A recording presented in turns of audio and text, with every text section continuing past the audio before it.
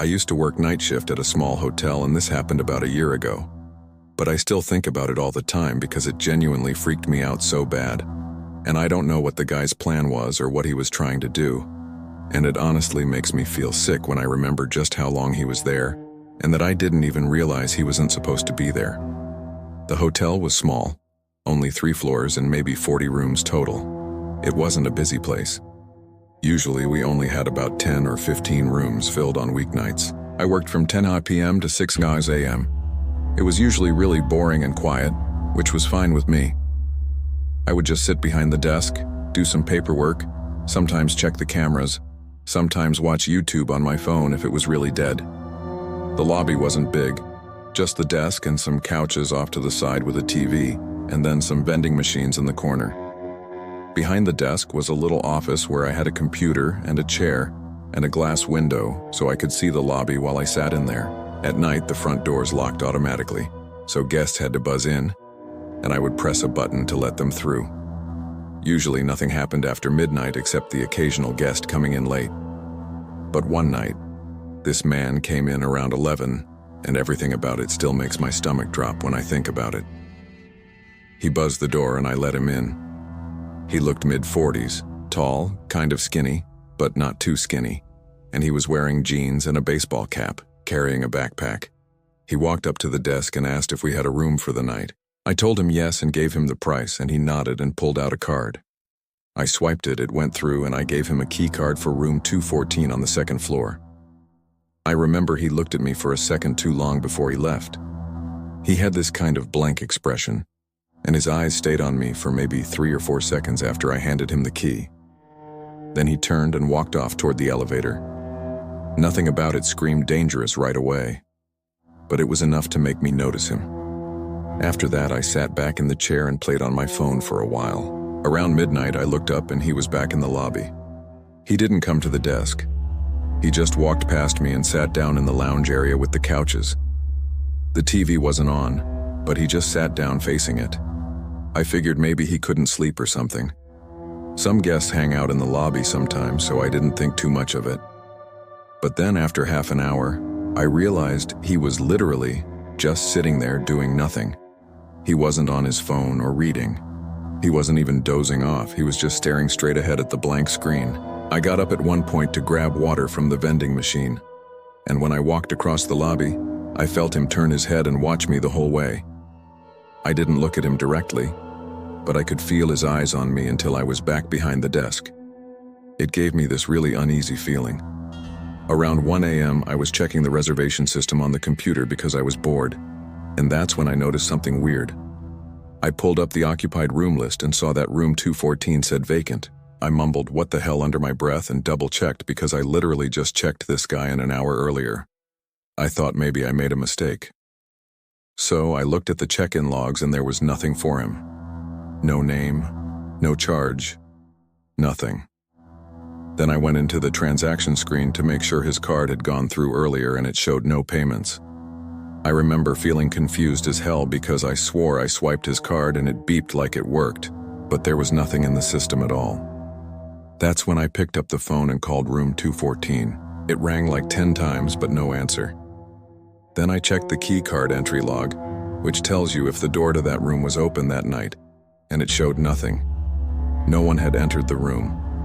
That's when I realized he never even went to the room after I gave him the card. I looked over into the lounge and there he was, still sitting there staring at the TV that wasn't even on. I started to get this awful feeling in my chest. I sat there debating what to do. Part of me thought maybe the system just glitched, but the fact that the room had no entry log and no charge made it pretty clear he wasn't even checked in. I waited another 15 minutes just watching him. Around 1:30, I walked over and asked if everything was okay. He turned his head and looked at me with no expression, and he told me he just couldn't sleep. Then he turned back toward the TV.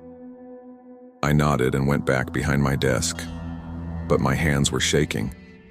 Around 2, I noticed he wasn't sitting in the lounge anymore. My stomach dropped right away because I didn't see him in the lobby at all.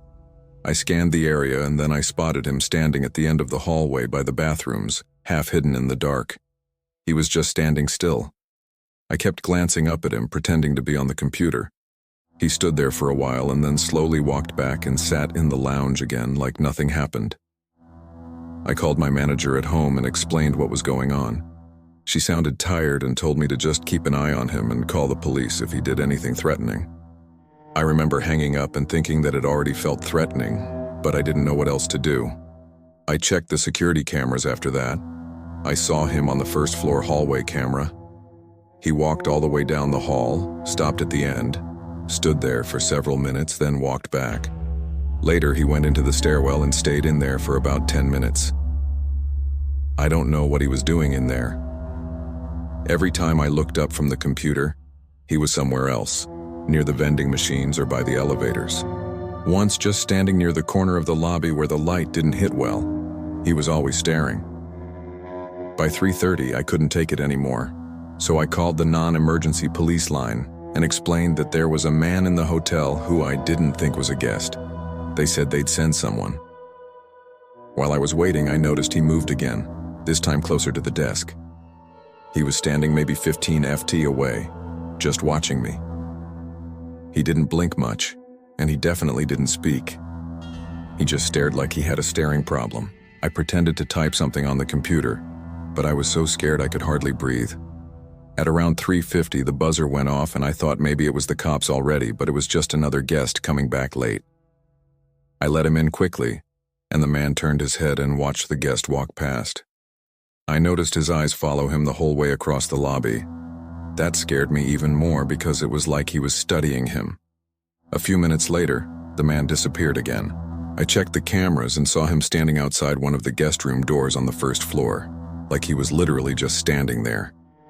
So that's when I called actual 911.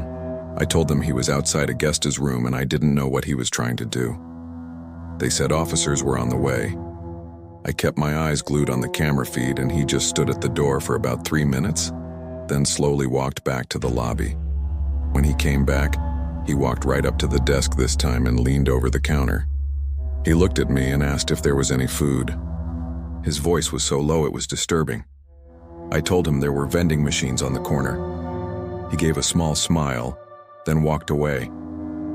I just sat there staring at the clock, begging the cops to get there.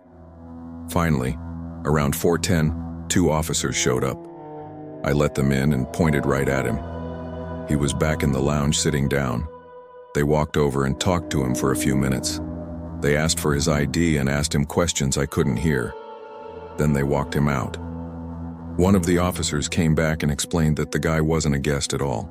The credit card he gave me was stolen and he had no bags or reservation. He had just been pretending so he could get access to the building. They charged him with trespassing and the stolen card. After they left, I sat there shaking until my shift was over. Every time I looked at the cameras, I expected to see him again. The part that messed me up the most was realizing he had been inside the hotel for hours, wandering around and standing outside guest rooms watching me from different spots. And he was never even supposed to be there. I have no idea what his plan was, but I know it wasn't good. That was the scariest night of my life. My name is Elena. I'm 24 and I work the night shift at a tiny gas station off County Road 11. It's the kind of place most people don't even notice unless they're out of gas or completely lost. I took the job because it was quiet and predictable. I liked that, or at least I used to. It started on a Thursday night around 1 a.m. The air outside was wet and still, and the hum of the overhead lights had been getting under my skin all shift. I was just about to microwave a cinnamon roll I didn't even really want when the door chimed. A man walked in, mid-40s, maybe older. He had a green coat, messy hair, and dry lips like he hadn't smiled in years. He didn't head for the coffee or chips like most people. He just stood near the counter staring at me with a strange kind of familiarity. "Hi," I said, forcing a polite smile. Then the man said, "You always work this late?" I blinked and said, Yeah, mostly." He smiled. Then he said, "I figured. I've passed through a few times. Noticed it's always you." That unsettled me more than I let show. "Oh yeah, right. Small town," I said. He didn't leave. "Elena, right?" I froze. I wasn't wearing a name tag. I was about to ask him how he knew, but he followed it with saying that I have nice handwriting, and he motioned to the whiteboard where I had written, "Cinnamon coffee is back." Most people dot their I's like circles. You use little slashes, it's very specific, thoughtful. I didn't respond. He didn't buy anything, just stood there for another minute watching me like he was studying my reactions. Then he finally nodded. "I'm Vincent," he said. "Just curious, that's all." And then he walked out into the fog. After that, he started showing up randomly, not every night. Not enough to scream stalker out loud, but often enough that I stopped assuming it was a coincidence. Sometimes he'd come inside. Sometimes he'd just sit in his car near the edge of the lot with his headlights off. One night I tried to ignore him. He came in, bought a bottle of water, and lingered like always. "You're quieter tonight," he said. "Long shift," I muttered. He slowly looked around the store like he was taking inventory of everything. "It must get lonely. Just you out here in the dark, no one else for miles," he said. "I'm fine," I replied. He leaned on the counter. "You ever get scared being a woman alone at night?" His voice wasn't threatening. That's what made it worse. It was curious, like neutral, like he was asking about the weather. I stepped back and I asked, "Do you need anything else?" He tilted his head. "You always keep the door to the back room locked. Smart. I noticed you check it around 2 a.m. almost every night." My stomach turned. I didn't answer. "I'll let you get back to it," he said with a soft, almost apologetic smile. "Didn't mean to make you uncomfortable." Then he walked out again. After that night, I started walking to my car with my keys between my fingers. I kept a tire iron under the counter.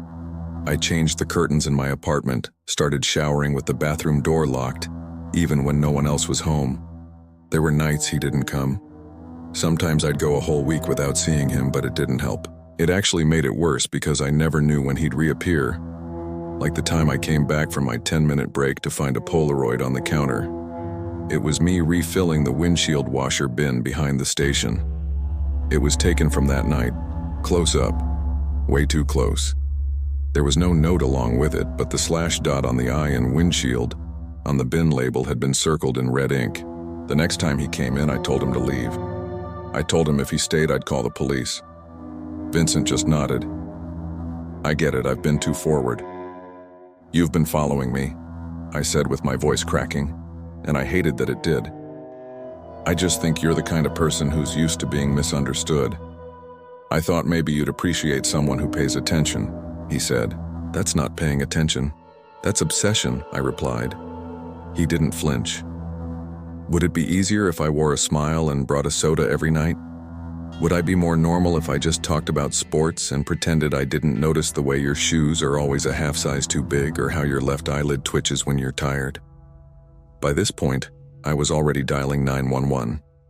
He didn't stop me. The police came quickly and he didn't resist. He just stood there, arms at his sides, waiting. They searched his car and found a notepad filled with dates and times. It was my schedule, notes about my walks, my clothes, my groceries. One page just had my name written over and over again in tighter and tighter loops until it turned into scribbles. He kept telling the cops the same thing. "I just notice things. I'm just a curious guy." The restraining order went through that week. Now I don't work nights anymore. I don't even live in the same town. The company transferred me to another station 2 hours away. But even now, when I drive home and see headlights behind me for too long, I feel the back of my neck tingle, and sometimes I still think about the way he said my name. Like he already knew what it would sound like in his mouth, like he'd been practicing it. I want to start this off by saying at the time I'm writing this happened to me just last night. I work the overnight shift at a 24-hour gas station. I'm a 22-year-old female, and I've been working there just shy of 2 months. I work the weekend shifts, which is Thursday through Saturday, while another coworker, who I'll call Tyler for privacy reasons, works the weekdays of Sunday through Wednesday. My coworker Tyler and a friend of his I'll call Jake had come into the station at about 2:30 a.m. to get some coffee and say hi. Tyler and his friend had taken some magic mushrooms a couple hours before they came in. So when I saw them, they were all giggly, and honestly, it was pure entertainment for me. As we were talking about random stuff, Jake had made the comments about how there was a car parked in the parking lot with its lights off, but running with someone inside that had been there before they pulled in.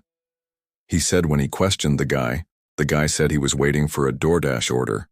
Normally, that wasn't out of the ordinary for DoorDashers to wait in their car while we packed an order up. What was odd was, I hadn't received an order in almost 2 hours. I spent most of the night in the back of the store cleaning, away from the tills and the front doors, so I couldn't even see the parking lot.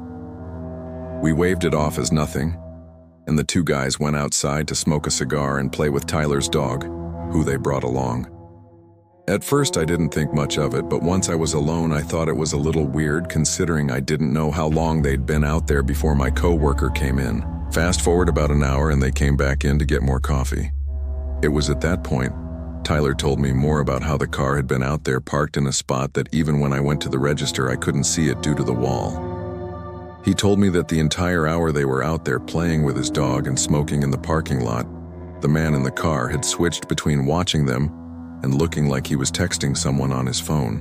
When Jake had noticed this, in his high-as-hell state, he walked over to the car and asked, "What's up? Why are you looking at us?" At that point, the man had tried to pretend he didn't speak any English. When that didn't work, he switched to English and started saying he must have had the wrong address before hightailing it out of the parking lot. He was definitely higher than Tyler at that point. But what made it really creepy was Tyler said that the car looked brand new and had no license plate. He also noticed there was a pile of blankets in the back, enough to hide someone under. And when the man was confronted, another car had just pulled into the lot with its lights off. A car that also looked brand new and had no license plates. And as soon as the first car had started driving away, the car that had just pulled in immediately followed them out. Tyler had stayed another 15 minutes before they headed out and told me to be careful and to keep an eye out.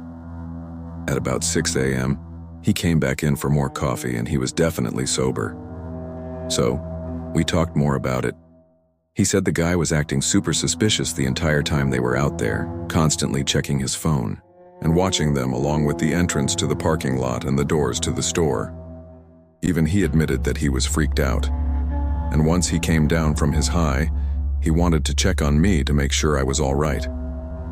We both decided that had they not been there, this whole scenario could have gone one of several ways. I don't know if it was a pure coincidence or if those two cars were planning on doing something to me as soon as Tyler and Jake had left and I was alone. I may carry a knife on my person for protection, but my gut tells me that from what they described, that if there were multiple people, it might not have been any good.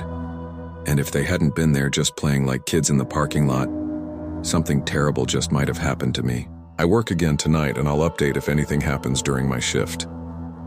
Update. I really wish I didn't have an update for you, but I do. The car came back again during my shift. This is how it happened. It was about 3 a.m., and I was mopping the floors when 4 guys came in to get coffee and some snacks. I was ringing them up when one of them asked if I knew anything about the car that was at the far end of the parking lot running with its lights off. I looked at the man and asked what car. He then went on to tell me there was what looked like a brand new Subaru with no license plates running with what looked like 2 guys arguing in the front seats. I could feel my heart drop into my stomach when he said this. I told the group that a car with that same description had been sitting in the parking lot the night before, but there was only one guy in it. The guy who I assumed to be the leader of this group told me as they were pumping gas, they noticed the car as it had been there when they pulled in and how it just sat there as they filled up their truck. He told me as they were walking to the door as they passed the car since they were at the pump farthest from the doors. He said that as they passed, they could hear a guy not quite yelling, but talking pretty loud and pointing towards the doors of the store. As they passed, one of the guys started to walk towards the car to ask if everything was okay. When the guys in the car finally noticed them, they proceeded to put the car in reverse and drive away. I told them that I believed that was the same car from the night before that had been acting suspicious when there were others in the parking lot. And when confronted, he seemed panicked before leaving with another car following him out. They seemed alarmed and offered to stay with me for a bit to make sure they didn't come back. I asked if they were sure, and when they told me it was no problem, they hung around for about 20 minutes before we all decided I was probably in the clear. I thanked them again and let them top off their coffee for free before they headed out, and I was left alone. Nothing else happened the rest of my shift, but I sure as hell kept an eye out when I eventually had to go outside to change the trash at the gas pumps. What's scariest to me is not once did I see this car, but had multiple people warn me about it. At first, I was hoping I was just paranoid and it was really nothing. But to have the same car come 2 nights in a row at almost the same time and park in a spot that couldn't be seen from the register or the front windows makes me wonder if my paranoia is justified. If it is, I'm just glad I had another group of people show up so I wasn't alone if those guys in the car had decided to come in. Thankfully, I don't work for the next few days, and I can only hope when I work again the car doesn't show up. My name is Marcus. I'm 29 and I work the overnight shift at a small rural motel. It's not a chain, just a family-owned place with 2 floors and maybe 25 rooms in total. I usually work from 10 p.m. to 6 a.m. The motel doesn't get much traffic at night. Maybe a couple check-ins after midnight if someone is traveling through, but most of the time it's dead quiet. That's why I took the job. I'm not really a people person, so sitting in an empty building most nights works for me. The way it's set up is there's a main office with the front desk, some chairs, a coffee machine, and a little rack of brochures. Behind the desk is a hallway that leads to a back office. That back office is kind of like a lounge. It has another desk, a couch, a mini fridge, and a TV mounted on the wall.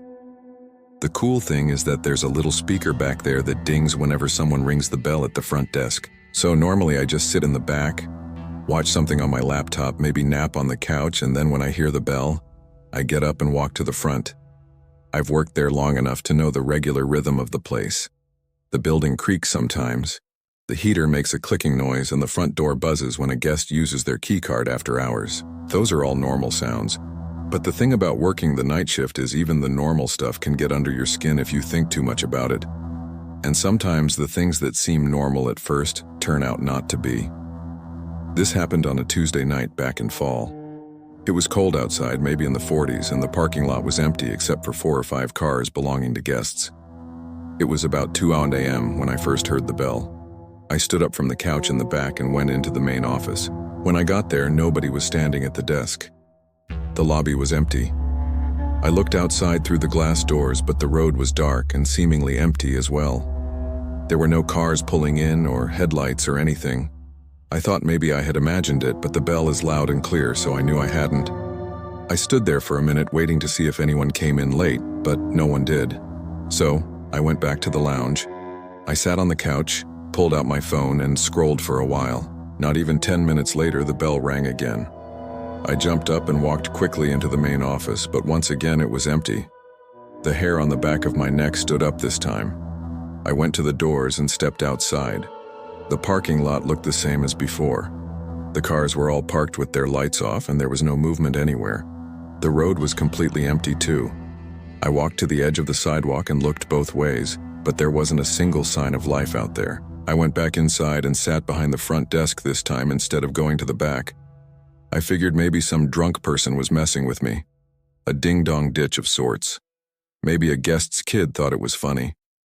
But after sitting there for 15 minutes with nothing happening, I started to relax again.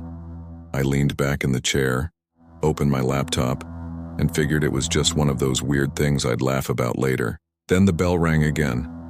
I snapped my head up so fast that it hurt. The lobby was still empty, nobody in sight. My skin started to crawl. I stood up and walked around the front desk to make sure nobody was hiding, but there was no one. I checked the bathrooms of the lobby. I even stepped outside again. Nothing. I walked the lot a little, shining my phone flashlight, but it was just dead quiet. I went back inside, and that's when I decided to try something different. Instead of going back to the lounge, I sat down in the chair right behind the front desk. If someone was sneaking around and ringing the bell just to mess with me, I wanted to be there to catch them. I turned the lobby lights down a little so the room was dim and I just sat there listening. It was so quiet that every little sound made me twitch. The clock ticking on the wall sounded louder than usual. The fridge in the back office clicked on and hummed. Every couple of minutes the building creaked as it settled. I sat there with my arms crossed, staring at the bell on the counter. 15 minutes passed, then 20. My eyes started to get heavy, and I thought maybe the person had given up. I even started thinking I just imagined the whole thing. Just as I was letting myself relax and doze off, it happened. The bell rang. Only this time, I saw what was doing it. A pale hand came up from under the front desk, reaching over the counter and pressing the bell right in front of me. I jumped up so fast I'm sure the chair almost fell over, and I bolted down the hall into the back office. I slammed the door and locked it. And I stood there in the dark, my chest pounding.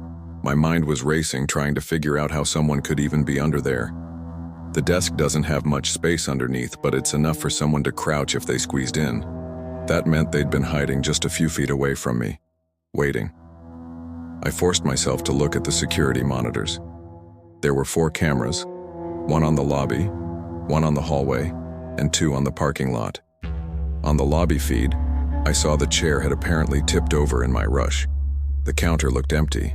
Then, in the bottom corner of the frame, I saw movement. A head poked out from behind the desk. I couldn't make out details, just the outline and the glint of eyes staring straight into the camera. I backed away from the monitor. I couldn't look at it. I grabbed my phone and dialed 911 with shaking hands. I whispered to the dispatcher that someone had broken in and was hiding in the lobby. She told me to stay where I was and that officers were on the way. While I was on the phone, I watched the monitor. The person's head disappeared. And then I saw the person crawl out from behind the desk on hands and knees. He crawled to the door and then stood up. He was tall and wearing a hoodie with the hood pulled tight and his posture was hunched over. Then he turned around and started walking around the lobby like he was looking for something. And then he turned and walked out of the camera frame toward the hallway that led to the back office. I pressed my back against the locked door. A moment later, the knob rattled. Just once, a very slow rattle, and then nothing. The dispatcher kept asking if I was safe, but I couldn't even answer for a few seconds because my throat felt like it was closing up. After what felt like forever, I heard slow footsteps moving away. I rushed back to the monitor. The man was pacing around the lobby again. At one point, he stood in front of the glass doors and just stared outside like he was waiting for someone. Then he walked over to the brochure rack and started flipping through the papers as if he were sarcastically killing time. Minutes dragged by. Finally, I saw flashing blue and red lights through the parking lot cameras. The cops pulled up. 2 cars. The man must have seen it too because he suddenly bolted out of frame. A second later, I heard the front doors open. When the officers cleared the building, they found a large rock near the front door that was presumably used to prop the front door open, but they didn't find him inside. He was gone. They searched the lot, checked the road, and the officer told me whoever it was must have slipped out as soon as they pulled up. I kept playing it in my head after, the way that hand just came up from under the desk and pressed the bell. Calm as anything. Now, every time I hear that bell at night, I think of that night and experience. I don't think I'll ever look at that desk the same way again.